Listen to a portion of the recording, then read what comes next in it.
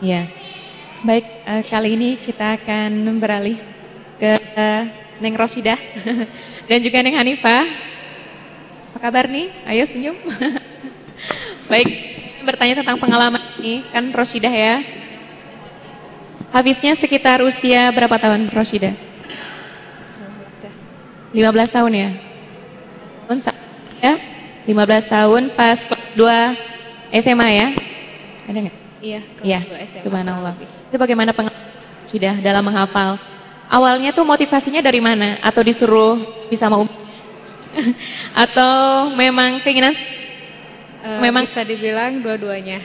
Yang pertama mungkin poin utamanya kalau saya bilang ini motivasi ya. Motivasinya itu berasal dari dua orang tua. motivasinya dari orang tua ya? Kebetulan kalau kita masih kecil kan biasanya apa yang kita lakukan pasti selalu diarahkan oleh orang tua ya. Nah, setelah dikasih bayangan dan gambaran serta didikan apa yang diberikan orang tua ya? sama kita gitu.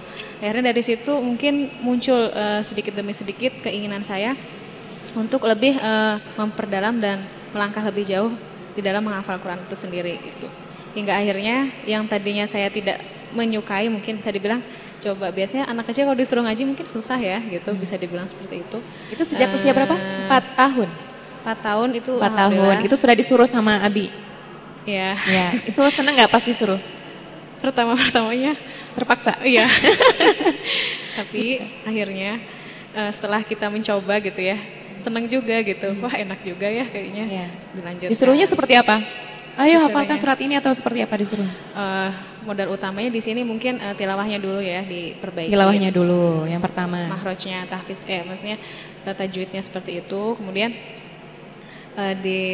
sedikit-sedikit disuruh ngafalin surat pendek-pendek dulu, yang juz amma, anas, falak yang kayak gitu. Setelah itu naik lagi ke tingkat berikutnya surat-surat penting, kayak seperti Yasin, Al-Mulk, yang seperti itu. Hingga akhirnya mungkin ada perkembangan yang bagus juga dan ada loncatan ya. Iya. Loncatannya tuh kenapa? Kenapa bisa meloncat? Misalnya menghafal lebih banyak ya dari yang ditargetkan. Itu kenapa? Nah itu mungkin bisa dibilang terbiasa dari yang kita yang nggak biasa kita lakukan hingga kita dibiasakan dan akhirnya kita terbiasa sehingga menjadi hobi, mungkin seperti itu bisa dibilang. Jadi udah kebiasaan ya. Iya. Kayaknya nggak enak kalau nggak baca Quran dan menghafal. Berarti sudah merasakan nikmatnya, subhanallah. Iya. Usia 17? Usia 15 tahun. Oh 15 tahun, subhanallah. Dan masih terus ya, hafalannya masih ada.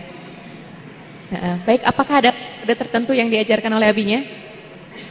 Kalau menurut saya tidak ada. Yang penting di sini berbekal dengan keinginan yang kuat tadi, azam itu yang terutama itu aja. Serta motivasi dari kedua orang tua itu yang terpenting bagi saya. Motivasinya. Ya. Dan itu seperti biasa ya menghafalnya berarti dengan membacakan terus menghafal. Iya. Dengan metodenya dengan murotal? Entah dibilang apa murotal mungkin bisa, yang penting gimana ya, iya insya Allah murotal. Iya. Dan bagaimana juga nih dengan Hanifah? Hanifah sudah hafal 15 juz ya? Iya seperti itu. Lebih kurang? Lebih ya? Iya insya Allah. Bagaimana Hanifah pengalaman menghafal Qurannya? Apakah sama dengan kakaknya atau punya hal lain yang berbeda? Oh saya kalau suaranya kedengaran. Ya. Diperkeras saja suaranya. Teriak. Oh. Kalau pertama kali saya ngaji itu ya menghafal Quran, ya disuruh ya sama orang tua untuk mengikuti jejak. Usia berapa? Usia kelas 4 SD itu usia 7 tahun. 7 tahun. 8. Dimulainya dari usia 8 menghafal Quran ya? Iya. Waktu usia 8 tahun saya kan masuk pesantren mengikuti teteh ya. Waktu pertama kali masuk pesantren itu sebenarnya sudah punya bekal juz amma ya. Cuman berhubung masih belepotan tilawahnya, jadi ulangi lagi dari kiroati, tapi tetap aja belajar kiroati sama menghafal bisa gitu, diulangi lagi dari awal gitu. Dalam waktu sampai kelas, kan saya pesantren sampai SMP kelas 3 ya, saya bisa hafal segitu. Hafalin berapa? Gitu. Setengah Quran. Oh setengah Quran, subhanallah. Dan sekarang gimana setelah kuliah? Apakah lebih berat untuk menghafal atau bagaimana? Sebenarnya itu ya apa tidak ya kalau menurut saya karena saya masih punya keinginan untuk menyelesaikan, cuman berhubung ustadznya kurang ada yang pas gitu ya, mungkin harus pesantren lagi supaya disiplinnya lebih bisa ya. Jadi ya keteteran gitu. Ya, jadi pas kuliah agak keteteran ya? Iya. Dengan beban kuliah yang juga memang memberatkan. Baik, ini rencananya, cita-citanya bagaimana? Ya pengen Target hafal Quran. mentamatkan Quran Iya. usia Keinginannya kalau bisa selesai kuliah ya selesai Quran gitu. Pengennya tapi Pengennya. lihat aja nanti. ya insya Allah. Baik, kita kembali ke Pak Agus lagi. Pak Agus ya, Pak Agus Tamam. Nah ini Pak, tentang keberkahan Al-Quran gitu Pak. Sejauh ini seperti apa sih Pak? Apakah Bapak punya pengalaman tersendiri tentang, wah mungkin ini berkah dari Al-Quran gitu. Apakah Bapak punya pengalaman seperti itu Pak? Ada teh ya. Iya. Bapak-bapak, ibu-ibu, pegawai negeri sipil itu kan gajinya kecil ya. Silakan didekatkan. Kecil. Pendapatan kecil. Setiap nambah putra, saya tuh nambah rezeki Bu. Jadi luar biasa gitu Memang ya. benar ya, banyak Iya. anak banyak rezeki. Ini yang nomor 11 ini istri saya yang udah umur 43 ya. Diangkat jadi PNS. Nggak pakai apa-apa zaman sekarang gitu. Iya. Semua jadi nambah itu. Karena gini, saya punya anak 4 itu rumah aja belum punya ya. Sekarang masih kontrak Pak? Enggak, alhamdulillah enggak. Oh dulu ya? Iya dulu. Iya. Jadi bisa nguliahin anak ya hanya resiko lah ya kalau sedikit pas-pasan harus pintar ngatur gitu ya. Iya, Itu resikonya jadi. Ya enggak begini teh, jadi semuanya gimana Allah aja lah gitu. Jadi gimana kita nggak bisa ini gitu. Jadi setiap nambah ini nambah rezeki gitu. Yang jelas nambah kerepotan gitu. Wah kerepotan. Iya. Iya. Kepuasan sendirilah ya. Jangan ini ya. Saya sendiri juga mimpi punya anak hafid gimana nggak kebayang tadinya juga. Iya. Kok bisa gitu ya. Hanya sedikit keinginan kalau yang saya nilai diri sendiri itu sedikit keinginan, kesungguhan juga perasaan nggak begitu maksimal ya. Iya. Apalagi kalau maksimal gitu luar biasa gitu. Hanya perhatian aja yang fokus gitu. Nah, seperti cita-cita lah teh ya, kalau punya cita-cita saya harus selesai kuliah sarjana, pasti kan serius ya di situ. Iya. Di situ. Fokus ya Pak ya? Ya, fokus.